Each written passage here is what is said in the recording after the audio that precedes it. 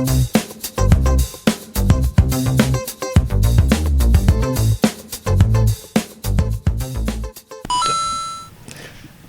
안녕하십니까. 오늘은 건치신문 TV 대담 치아보험에 대해서 집중적으로 알아보려고 합니다. 오늘 이 자리에는 치아보험에 대한 전문가이신 선생님을 모셨는데요. 김희동 선생님 모셨습니다. 김희동 선생님은 건치에 지금 집행위원장 하셨었죠? 네. 네, 건치 집행위원장을 지내셨고 건치 서경지부 회장을 지내셨고 지금은 중구에 있는 청구치과 원장님이신 우리 김희동 선생님을 모셨습니다. 네, 안녕하세요. 김의동이라고 합니다. 반갑습니다. 네.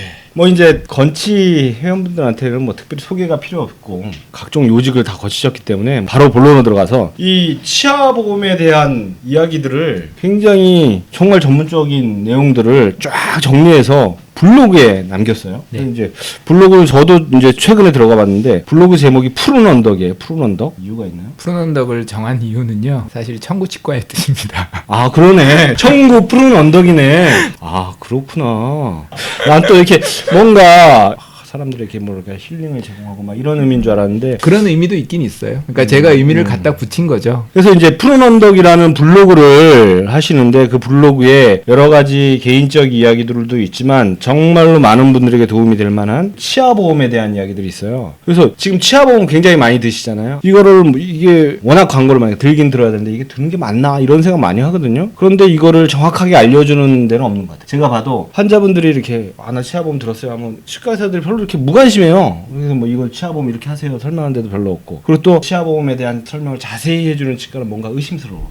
이게 또 뭔가 연계된 거 아니야? 뭐 이런 의심을 하거든요. 그래서 누가 좀 이렇게 치아보험에 대해서 잘 전문가가 알려줬으면 좋겠다 하는 생각들을 많이 할 텐데 이런 블로그에서 정말 제가 쭉 읽어보니까 빠진 게 없어요. 거의 완벽한 이제 안내가 돼 있던데 블로그에 치아보험에 대한 안내를 하게 된 계기가 있나요? 일단은 뭐 병원에서 요즘은 이제 치아보험 가입하는 환자들도 많고 청구하는 경우들도 많죠. 치아보험이라는 게 종류도 너무 많고 상품도 너무 다양하기 때문에 별로 관심도 없었고 생각이 별로 없었었는데 이제 치아보험이 이제 점점 많아졌잖아요. 그러면서 이제 치아보험이 점점 늘어나면서 상품은 많아지고 가입한 사람들은 많은데 치과 의사가 보더라도 이게 어떤 걸 적용을 해야 될지 그리고 이건 적용이 되는 건지 안 되는 건지 나도 헷갈리는데 이거를 환자들이 알까? 또는 보험사들이 이걸 얘들이 정확한 기준을 가지고 판단하는 기준이 있기는 있는 건가 하는 생각이 좀 들기 시작을 했어요. 그래서 자세히 알아볼 필요는 있겠다는 생각을 하다가 요즘 좀 한가해지는 바람에 생각이 든 김에 한번 자세히 파고들어보자 해서 이제 여러 보험사 견적도 받아보고 좀 자료도 좀 찾아보고 약관도 뒤져보고 이제 그렇게 해서 한번 총정리를 한번 해볼 생각으로 정리를 해봤습니다.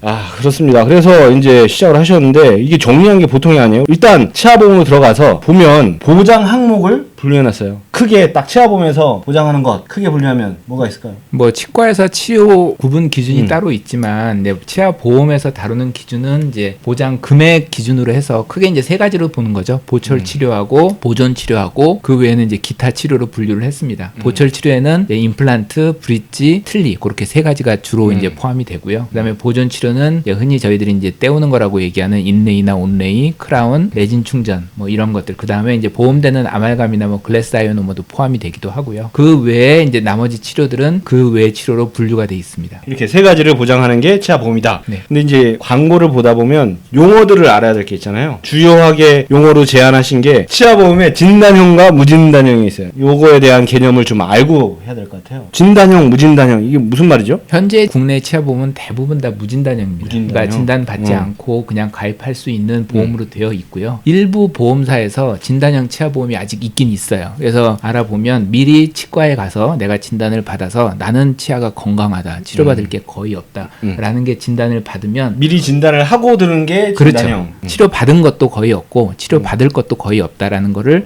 진단을 받아서 보험사에 제출을 하면 보험료를 훨씬 할인받을 수 있어요. 뭐 한 30-40%까지 할인을 받아서 싸게 해서 가입할 수가 있는 거죠. 그런 장점이 있긴 한데 근데 무진단형도 조금 어폐가 있는 게요. 사실 말은 무진단형이라고 하지만 나중에 이제 가입 전 고지사항이나 이런 부분들에서 보면은 환자가 보험에 가입하기 이전에 충치나 잇몸 질환이 있었으면 가입이 안 되는 형태로 돼 있습니다. 있어도 내가 말을 안 하면 되잖아. 그렇죠. 근데 치과에 가서 그런 진단을 받은 적이 있다라는 게 적발이 되면 아, 자기네들이 해서 조사해서. 그렇죠. 그러면은 보험금 지급이 아예 거절될 수가 있어요. 거절될 수가 있겠네. 네. 그래서 치아보험은 보면 한참 이제 광고가 다 최고다, 우리 회사께 최고다 한 다음에 마지막에 막 지나가는 게 가입정 고지사항을 어겼을 때 영양제 지급이 안 될 수가 있으며 뭐 이렇게 딱 있잖아요. 거기에 나오는 것들인 것 같아요. 개수 제한도 있고 감액 기간도 있고 면책 기간도 있는데 요거 이거죠. 이게 무조건 되는 게 아니라 1년까지는 해주고 2년부터는 뭐 해주고 뭐 이런 것들 있는 거잖아요. 요게 우리가 알아야 될 게 면책 기간이라는 거, 감액 기간이라는 거, 개수 제한이라는 거 이런 게 있거든요. 그리고 가입정 고지 사항은 아까 이제 얘기를 했으니까 그 세 가지 간단하게 설명을 해주실까요? 면책 기간은 이제 가입하고 나서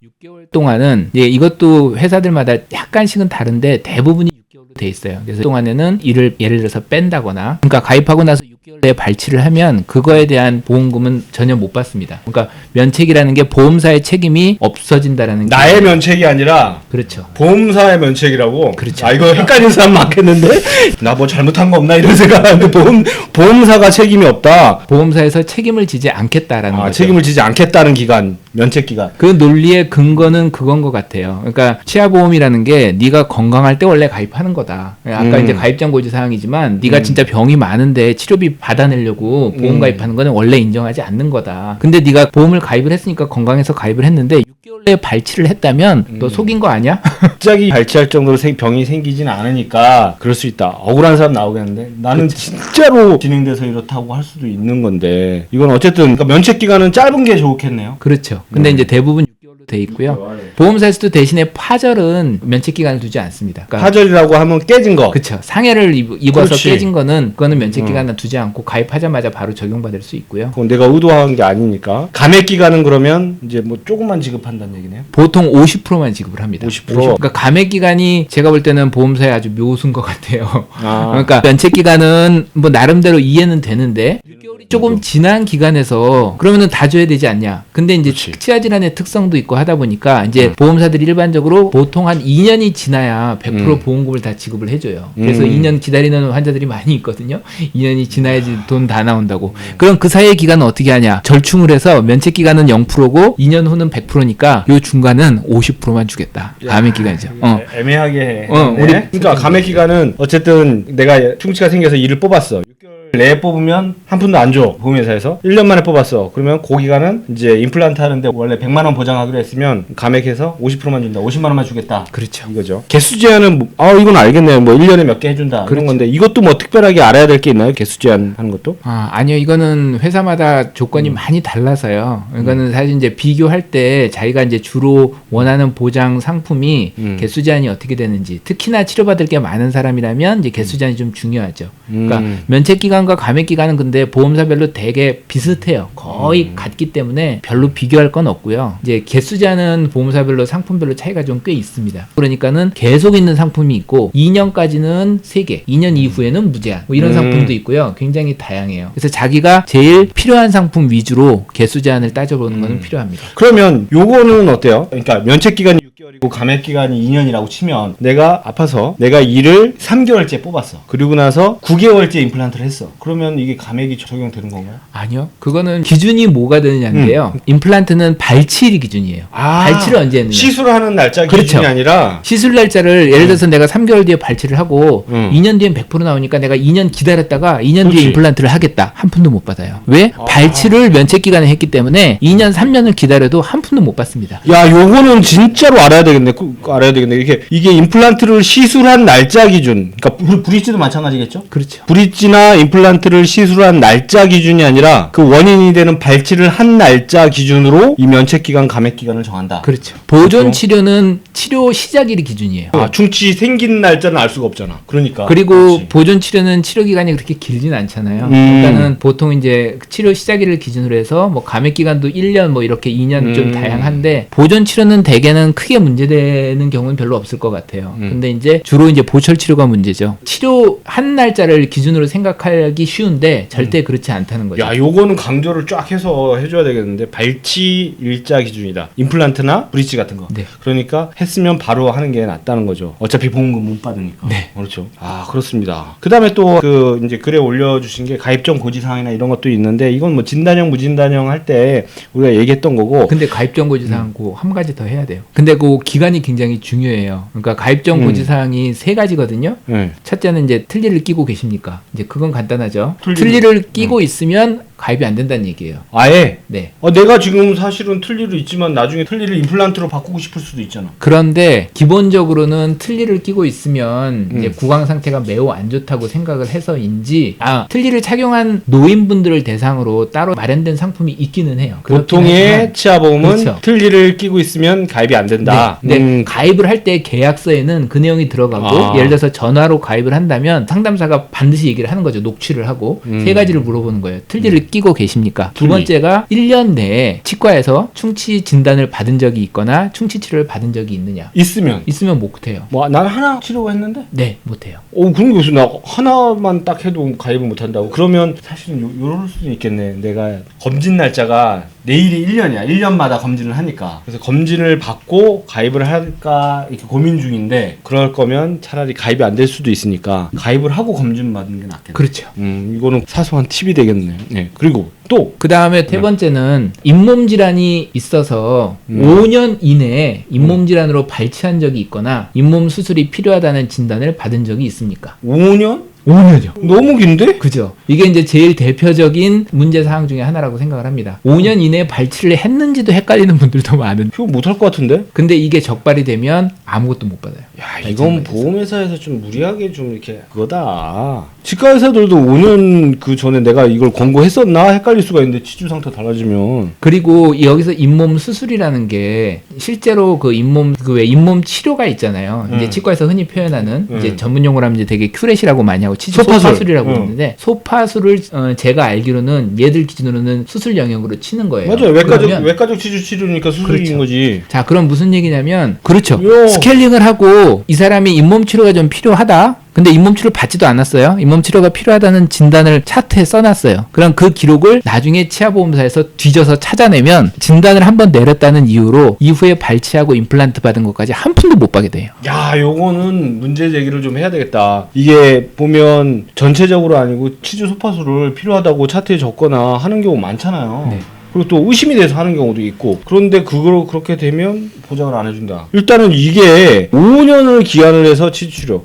이건 사실 기간을 좁히든지 항목을 좀 뭐 치료 중에서도 뭐 고리식을 해야 된다든지 이런 심도를 나누든지 해야지, 5년 동안 그냥 치주 치료, 치주 수술 이거는 너무하는데. 자, 이거는 좀 주의를 해야 될 것 같아요. 전문가들이 이건 문제 제기를 지속적으로 해야 될 것 같은데요. 그래야 뭐 그런 거 있지 않나? 보험감독원이나 뭐 약관을 다루는 데나 이런 데서 이거는 소비자 단체랑 연계를 해서 해야 개혁을 되겠네. 제안할 수 있겠죠. 그리고 난 요거 궁금했어. 순수 보장형과 만기 환급형. 요거는 한번 설명을 좀 해주세요. 어떤 문제가 있고 어떤 차이가 있는지. 치아보험은 아무래도 질병보험이기 때문에 순수 보장형이 대부분이고요. 그 주요 상품입니다. 그리고 뭐 치아보험이라는 게 그렇잖아요. 우리가 이제 만기 환급금을 받기 위해서 타는 보험이 아니고 치료비를 지원을 받기 위해서 가입하는 거니까 대부분이 순수 보장형인 건 맞고요. 그리고 만기 환급형이 근데 왜 생겼냐? 이제 우리나라 소비자들 심리가 보험금 계속 다 냈는데 내가 보험금 탈 일도 별로 없었고 만기 몇 푼이라도 좀 받고 싶어, 이런 그렇지. 그런 마음에서 아마 만기 환급형을 대부분 고려하지 않나 싶어요. 그래서 이제 만기 환급금을 주는 만기 환급형이 옵션 형태로 이렇게 주어지는 회사들이 있는 거죠. 그런 보험회사 상품들이 있는데, 그런데 이제 제가 가입을 안 할 때는 이제 별로 관심이 없었는데 관심이 생겨서 좀 알아보다 보니까 순수 보장형과 만기 환급형의 보장 항목이나 금액은 똑같은 거예요. 하나도 안 틀려요.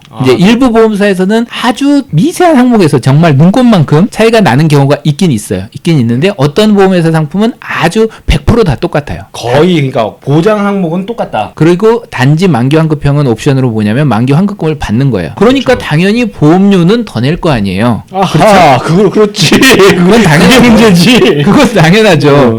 보장 항목도 다 똑같고 만기 환급금이 나오는데 보험료가 똑같을 리는 없죠. 그러니까 월 보험료를 더 내는 거는 당연히 이해가 되는데, 근데 이제 제가 보다 보니까 그러면은 예를 들어서 가입 기간이 10년이에요. 10년 동안 보험료를 내는데 내가 순수 보장에 가입했을 때보다 만기 환급형에 가입했을 때 한 달에 달에 예를 들어서 10,000원씩 더 내요. 그러면 나중에 내가 만기 환급금을 얼마를 받느냐? 근데 내가 더 낸 돈을 다 합친 그 원금을 못 받아요. 아하. 근데 제 생각에는 이거는 근데 만약에 이게 자기가 더 낸 돈이 만기 환급금의 원금도 안 된다는 걸 안다면 가입하는 사람이 한 명이라도 있을까요? 한 명도 없겠지. 그래서 제가 볼 때는 만기 환급형을 가입할 이유가 아무리 찾아봐도 하나도 없는 거예요. 없는데? 왜 가입하지 근데? 그거는 소비자들이 몰라서죠. 그것까지 계산하지는 않는 거죠.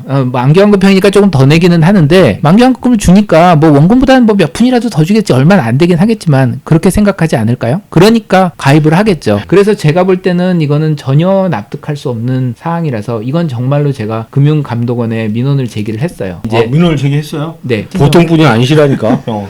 네. 지금 근데 민원 처리가 굉장히 늦더라고요. 지금 한 달이 넘었는데 2번, 3번 연장이 돼서 사실 확인 중이라고. 금융감독원에서? 네. 아유, 금융감독원이 이렇게 지칠 때까지 답변을 미루는 것 같은데 사람 잘못 봤네. 되게 질긴데. 근데 이건 정보를 알려주고의 문제가 아니라 저는 소비자에 대한 기만이라고 생각해요. 이걸 안다면 가입할 사람은 제 상식으로는 한 명도 없을 거라고 생각을 하거든요. 그래, 그러네요. 이거는 근데 이런 이상한 옵션을 만들어서 소비자가 헷갈리게 만들어서 한 푼이라도 더 받아내려는 상술에 불과하지 않은가. 자, 이거는 문제라고 생각하고. 자, 그러면 또 하나 이제 전 치과의사 입장에서 제일 헷갈리고 했던 게 상병명을 적을 때가 있어요. 상병명이란 게 뭐냐면 질병의 이름, 그러니까 무슨 병이냐, 이게 무슨 병 때문에 치료받았냐 하는데 요런 것도 치아보험에서는 좀 주의할 사항이 있나요? 네, 있습니다. 그러니까 치아보험에서 보장하는 기본적인 2가지 개념이 질병과 상해인데 상해는 이제 대부분 파절로 나타나죠. 파절이나 골절이 이제 상해고요. 그리고 상해는 뭐 면책이나 감액 기간도 없고, 그리고 이제 질병 문제인데 질병 문제를 얘들이 상병명을 딱 제한을 해놨어요. 그래서 적용되는 상병명이 흔히들 말하는 치아후식증 충치, 그 다음에 잇몸 질환, 그 다음에 치수 질환이라고 이제 보통 이제 신경치료라고 말하는 근관 치료가 필요한 병명들, 그런 치수 질환, 그렇게 3가지를 지정을 해놨습니다. 그러면 이가 시려요, 이가 달아졌어요, 이런 거는 안 되죠. 이게 전체적으로 다 거의 다 안 네. 되는 거예요? 우리가 달아져가지고 거기에 약간 충치가 있는데 달아진 게 더 크다. 그래서 상병명을 치아 마모증 이렇게 적으면 보장이 안 되겠네요. 안 되죠.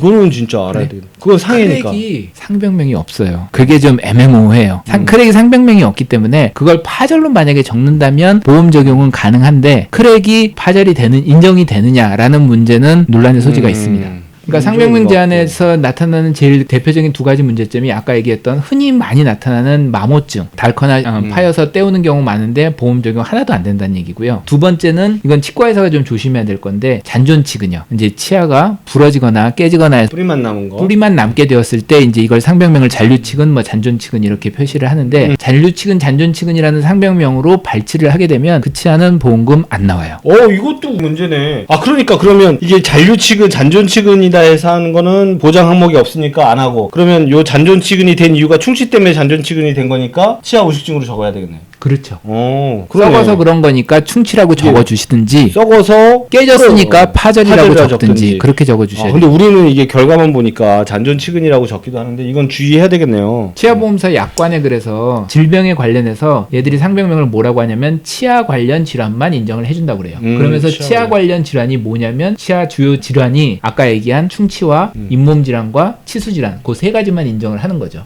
치아 마모증은 뭐 관련이야? 성격 관련 질환인가? 여기서? 아무것도 인정이 안 됩니다. 그래요. 그 가입하는 분들도, 그리고 또 치과의사들이 알아야 되겠네. 이건 정확하게. 그렇죠. 그러면 지금까지 쭉 해서 그 치아보험 들 때 주의할 사항, 그리고 보장되는 것, 순수 보장형과 만기 환급형, 뭐 이런 보험에 대한 것들을 알아봤는데요. 그러면 이제 소비자들한테, 환자분들한테 치아보험 들어야 됩니까? 하고 물어보면 뭐라고 얘기하시겠어요? 들지 마세요, 그러죠. 진짜? 왜? 지금 앞에서 얘기한 그 전제 조건들이 많잖아요. 그 가입 전 고지사항에서 5년 이내에 치주 질환이 있었는지 그런 걸 물어보는 부분들이 있고, 잘못해서 치아가 깨져서 뿌리만 남은 치아를 빼고 임플란트 보험 적용을 받으려면 그것도 이미 뿌리밖에 안 남았기 때문에 보험 적용 못 받죠.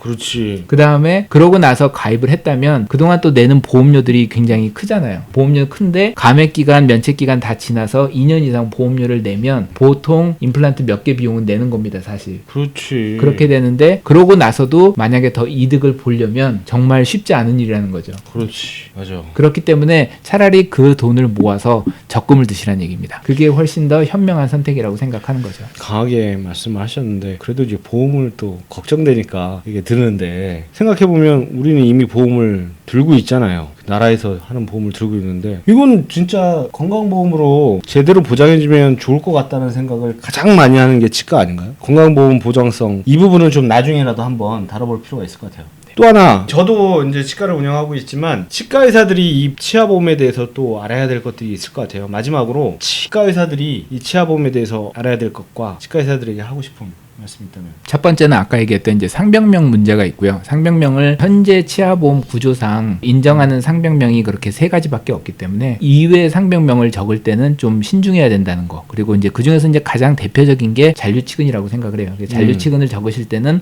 이 환자는 보험금 못 받겠구나라고 생각을 하시고 그렇지 않다면 다른 어떤 상병명을 적용하는 것이 현명한지 한 번은 더 생각을 해보시는 게 좋겠다라는 생각이 들고요. 두 번째는 이제 이건 좀 더 전문적이고 구체적인 얘기인데 브릿지 같은 치료를 했을 때 하나의 치아를 발치를 해서 옆에 치아를 이제 걸어서 하는 걸 브릿지라고 하잖아요. 근데 이제 치아보험사의 비용 구조하고 일반 치과에서 따지는 비용 구조하고 구조가 아예 좀 다릅니다. 그래서 그걸 잘 이해를 못하게 되면 환자들이 탈 수 있는 보험금을 챙겨주지 못하게 되는 그런 잘못을 범할 수 있기 때문에 그 부분에 대해서는 조금 자세히 알아둘 필요가 있고요. 그래서 브릿지를 하게 될 경우 발치한 치아에 대해서는 브릿지 보험금을 청구할 수 있고 만약에 그 인접해서 갈아서 걸어서 한 치아들이 충치가 있었다면 그 치아들은 치아들 따로 크라운 치료 보험금을 청구할 수 있습니다. 그리고 이거는 보험사에서도 확인해서 인정받았던 부분이에요. 그래서 그 치아가 만약에 옆에 있던 치아들이 크라운이 원래 필요했던 치아라면 그 치아에 대한 보험금을 청구해서 받을 수 있는데 치과의사가 깜빡하고 그리고 이건 당연히 안 되겠지라고 생각하고 써주지 않으면 보험금을 훨씬 적게 받을 수 있다는 거죠. 그리고 임플란트 브릿지를 했을 때 치아를 3개를 발치를 해서 임플란트를 3개를 하지 않고 양옆에 2개만 하고 브릿지 형태로 해서 임플란트 브릿지로 치료를 했을 때 양옆에 2개 임플란트 보험금은 청구를 하지만 가운데